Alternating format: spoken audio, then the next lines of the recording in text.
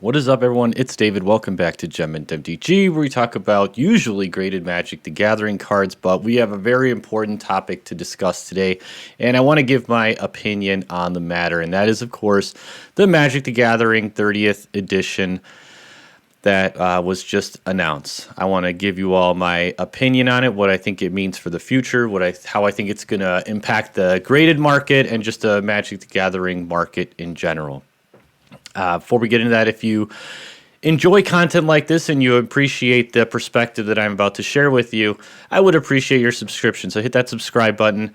I'm going to be talking about this kind of stuff all the time here on Gem and MTG. Okay, so let's get into this. First off, I want to say right off the bat, I think this is a terrible product, a terrible direction for Wizards to be heading. I feel betrayed as a vintage and reserve list collector. And I think that this is going to have a serious effect on the market for vintage and reserve list cards in a negative way. That's the gist of it. I've watched a lot of different opinions from different creators and just the market in general, and I've been really surprised at what I've been seeing. I got to be honest, I'm really surprised at how many people think that have said this is a cool product that's going to strengthen the market for these cards and bring new people into it, and that it validates the pricing for these cards. And I just think that is a load of BS. I think that is wishful thinking, and I think that is very unlikely to actually happen. I think the opposite effect is going to happen. Okay? You are talking about flooding the market with less expensive versions of these cards. That never has a good effect on a market, okay? This is some serious stuff, and you need to plan accordingly, okay? By the time this video comes out, will have already unloaded a substantial portion of my raw reserve list inventory, okay? Just being honest with you, I am not going to sugarcoat this at all, okay? Everybody who's trying to put this positive spin on this, I don't know what I don't get it. I don't get it. There's honestly, there's not much positive to say about this unless you're somebody who wants the market to go down so you can buy more cards, and you don't want there to be a good future for the high-end vintage reserve list inventory.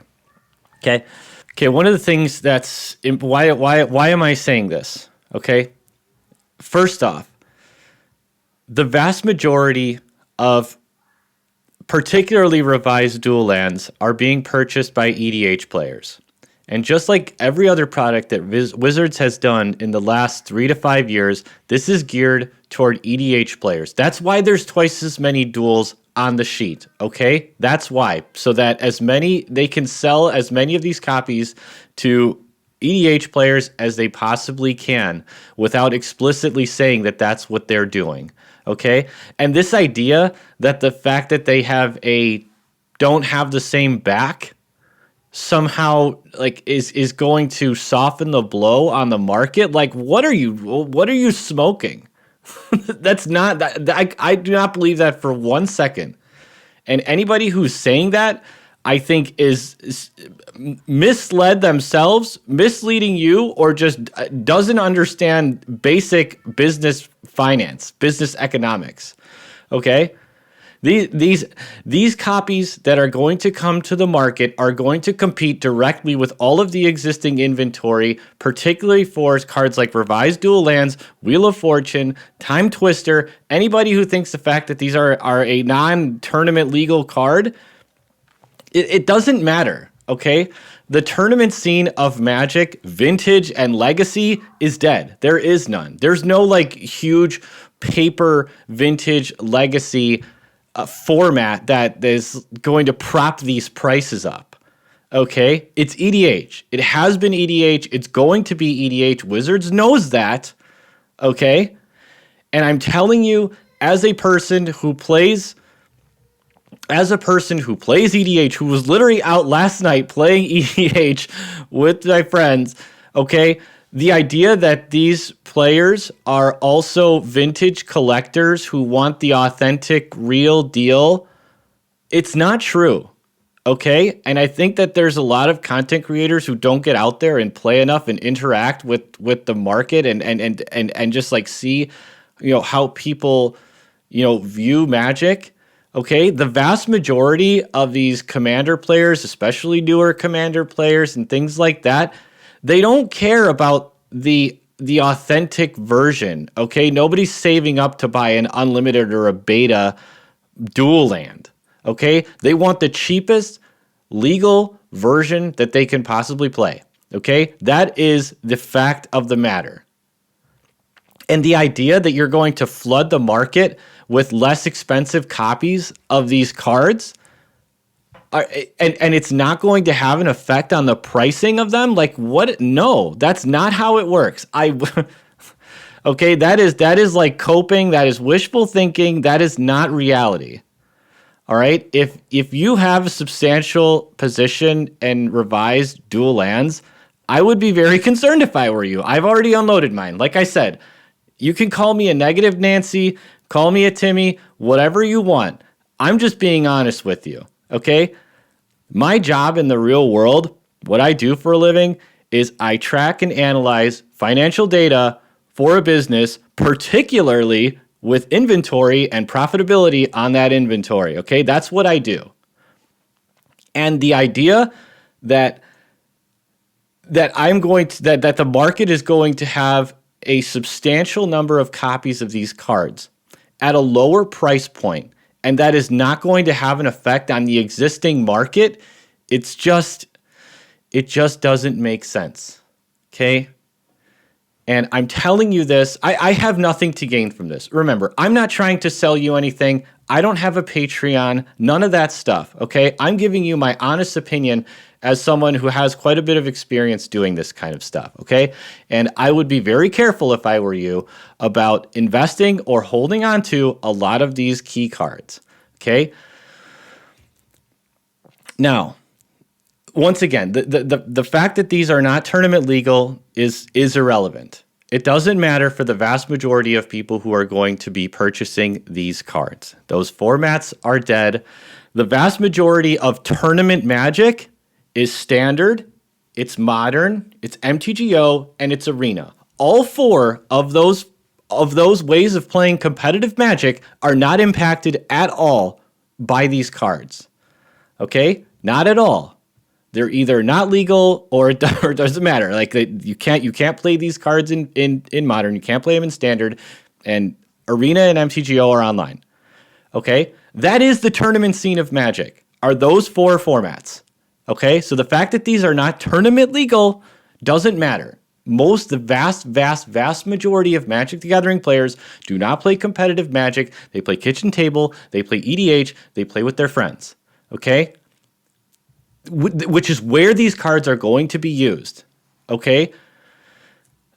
And the idea that these people are that the vast majority of the market is still going to want the OG, the revised, the unlimited copy of the dual land. Like I'm sorry, it's not true, okay?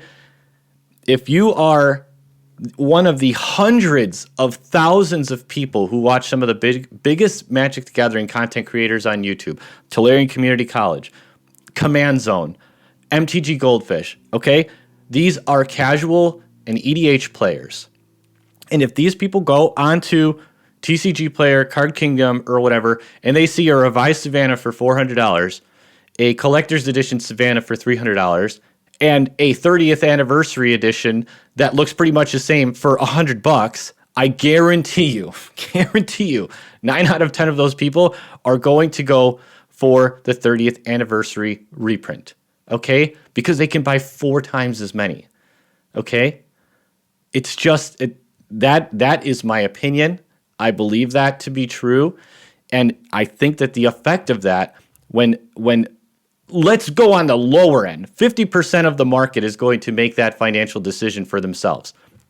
When you take away 50% of the demand for a card, you honestly think that the market is going to be propped up by existing collectors. Like, I'm sorry, most Magic the Gathering players are not high-end vintage collectors. Okay, you have to remember, we are a very small portion of the Magic community. Okay? Us. When I say us, I mean generally I think people who watch this channel are vintage collectors, reserve list collectors of mostly high-end cards of a higher value. Okay? The vast majority of EDH players, casual players, these are people who aren't looking to spend tons of money on their cards. Okay? And when those people were looking at, oh man, I'd really like to get some dual lands for my deck, and I was saving up for an Underground Sea, but boy, this new one's out and it's $200. Do you think they're going to keep saving another $700-800 for the revised one? No, it's not going to happen. And it sucks. Like, don't get me wrong. Like, this is a tough video to make. This really sucks. This is seriously concerning. And I just want to be honest. I don't want to sugarcoat this. I feel like there's been so much sugarcoating and like just bad information out there. Okay, I'm going to give you what I think is the real deal, not sugarcoated. I'm not going to bullshit you and tell you that, oh, this is going to strengthen the market and validate the prices for these cards and bring new vintage collectors into the market. That is wishful thinking. That is some copium. I do not believe that is true. Okay, I feel like there's going to be the opposite effect. Okay? And it sucks, man. It sucks. It really just does feel like, we got played hard, like in the hardest way that you possibly can in this game. And it happened. It happened unexpectedly. And like some of the biggest content creators who were like, oh yeah, saw this coming or whatever. Like, dude, no, you didn't. No, you didn't. I didn't. I really believed it. I believed it. I fell for it. I really felt like that the reserve list was special and that this wasn't going to happen. And it just, man, like this is. I'm trying to just like I don't want people to underestimate just how big of a deal this is. Okay, everybody who was collecting in this marketplace was collecting on the idea that the reserve list was not going to get reprinted. Okay, that meant gold borders. That meant judge promos. That meant different back. Everybody knows that all of that shit didn't matter. They weren't going to reprint the cards. That's what they always said. Not this format, not that format, not this back, not that back, go border, whatever. It didn't matter. That was the expectation. Okay? This idea that, oh yeah, we saw it come. No, we didn't. I didn't. Okay, I really believed it, and I think I'm not the only one. I think there's a lot of people who really believed it, and I think there's probably a lot of people really right now that are trying to tell themselves that this is good for the game, this is good for collecting, this is going to be good for the vintage market. I'm sorry, but I'm not going to sugarcoat this. This is not good. This is not good. This is seriously concerning. When you have an entire subset of the market that believed in the reserve list, and that just went away, that is one of the pillars propping this up. Okay? And when that goes away, there's no telling what can happen, and that creates a very risky situation. Okay? And that's why I'm telling you this.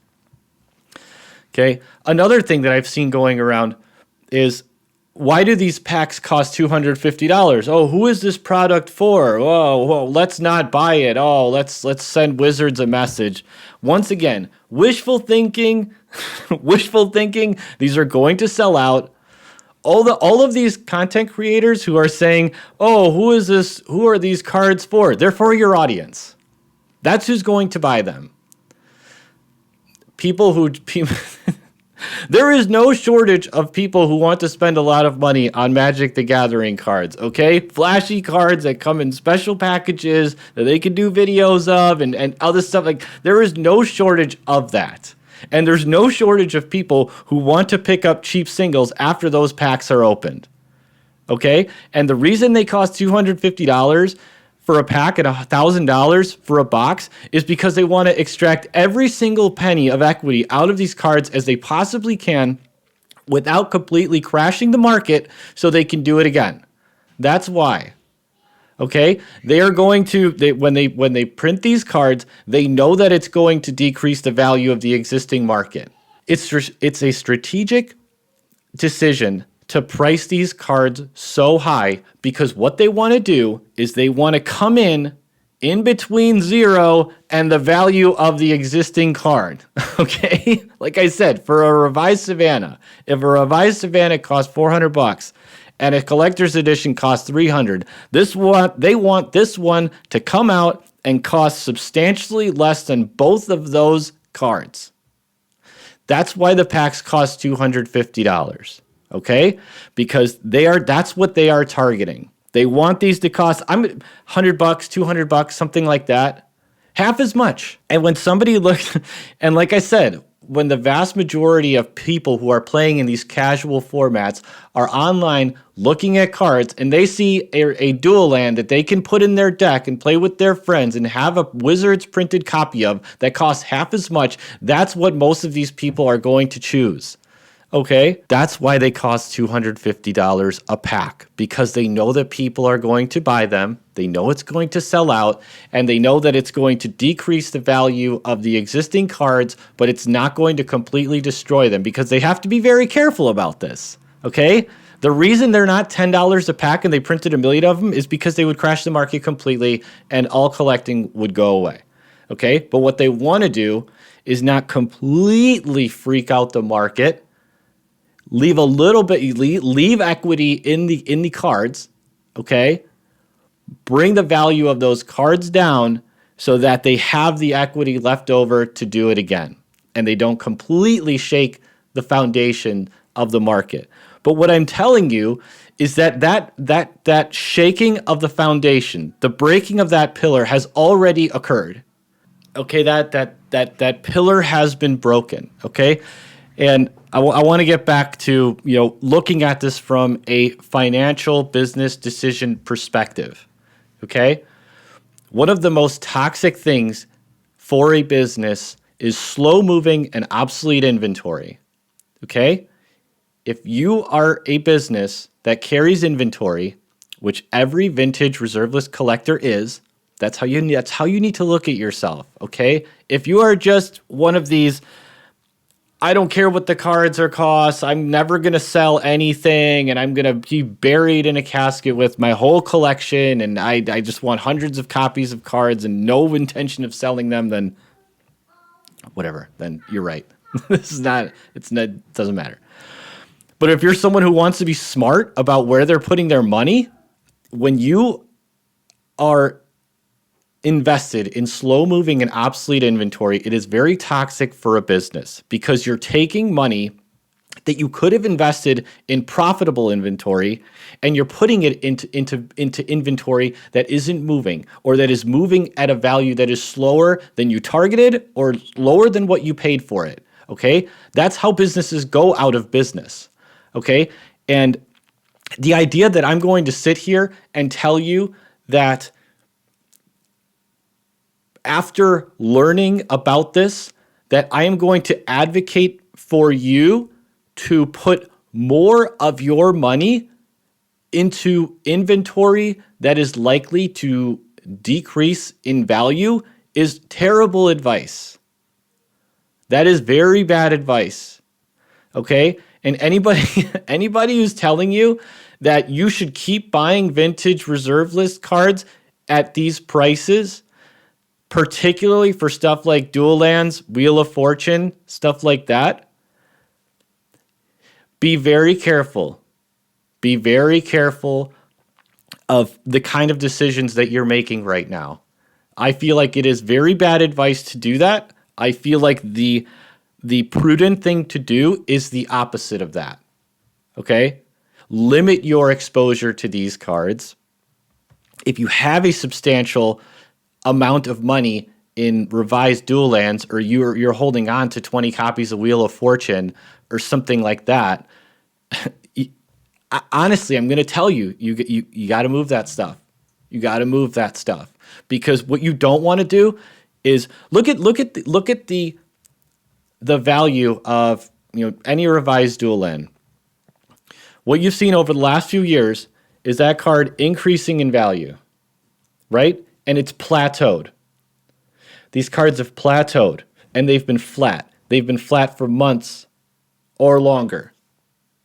Okay? If you are a person who has a position in these cards, do you think that after these cards have plateaued in value for months, and now the market is going to get flooded with less expensive versions that the vast majority of the market is looking for, do you think that that plateau is more likely to go down or more likely to go up? I believe that it is more likely to go down. So the idea that you're going to hold on to inventory for God knows how long. Okay, you got to be careful with this stuff. This whole, like, I'm just going to hold on to cards for years and years and years, and I don't care if it takes 10 to 20 years to see an increase in value in these cards. Like, come on, use your brain. Okay, that's horrible investing advice. Okay, this kind of stuff is not. It's not easy to say. It's not fun to say. This sucks. Okay, I'm just being real with you all. It's this could have a serious effect on the value of these cards. It also sets the precedent for other cards that this can happen to them as well. You don't have to panic sell every freaking reserve list card that you have. I would expedite, any of the cards that were reprinted here. Like I said, Dual Lands, Wheel of Fortune.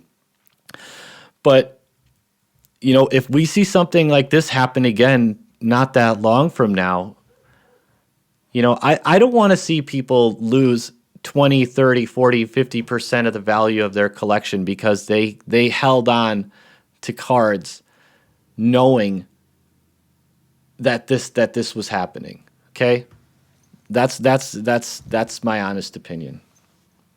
So, oh man. I think I've said enough about this, and I hope that you all just appreciate this different perspective. I'm not trying to sugarcoat anything, but I'm not trying to be like a total negative Nancy. You can tell that I'm upset, and I'm not trying to hide that because it does. You just feel betrayed. Okay, everybody thought that this was a promise that they were going to keep, and Wizards of the Coast is not Wizards of the Coast anymore. It's Hasbro, and just like so many other cool franchises that we enjoyed, it's just getting turned into, a watered down, corporatized, massively printed, just junk. Okay?